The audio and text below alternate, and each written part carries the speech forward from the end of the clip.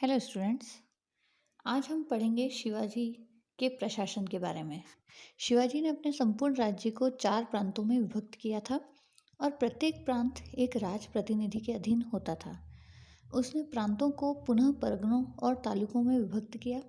परगनों के अंतर्गत तरफ और मौजे आते थे। प्रशासन की सबसे छोटी इकाई ग्राम होती थी, जिसका मुखिया पाटिल या पटेल होता था। राजस्व प्रशासन शिवाजी ने जमींदारी प्रणाली को समाप्त कर दिया और उसकी जगह रैयतवाड़ी प्रणाली लागू की और देशमुख, देशपांडे, पाटिल और कुलकर्णी नाम से प्रसिद्ध वंशानुगत राजस्व कर्मचारियों की स्थिति में परिवर्तन किया। शिवाजी ने मिरासदारों, जिनके पास भूमि के वंशानुगत अधिकार थे, पर कड़ी निगरानी रखी।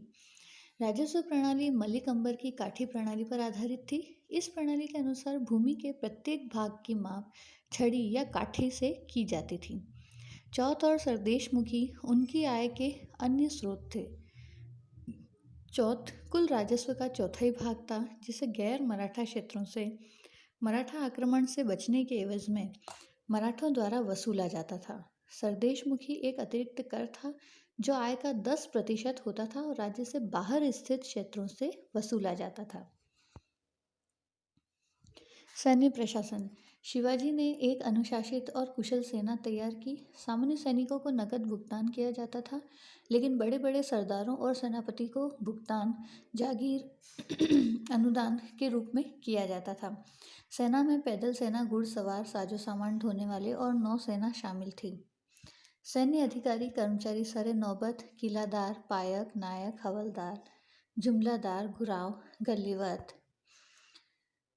मराठा राज्य, जहां त्वरित सैन्य अभियान महत्वपूर्ण थे, की नीतियों के निर्धारण में सेना एक प्रभावी उपकरण थी।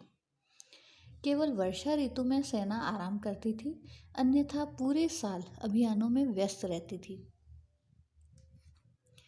पिंडारियों की को सेना के साथ जाने की अनुमति थी, जिन्हें पाल पट्टी, जो कि युद्ध में लूटे गए माल का 25% थी, को वसूलने की अनुमति प्रदान की गई थी।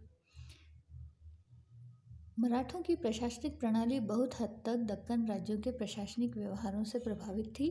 फिर भी मराठों का अपने समकालीन राज्यों, विशेष रूप से बीजापुर और अहमदनगर के संदर्भ में प्रशासनिक एवं सैन्य प्रणाली की दृष्टि से महत्वपूर्ण स्थान था।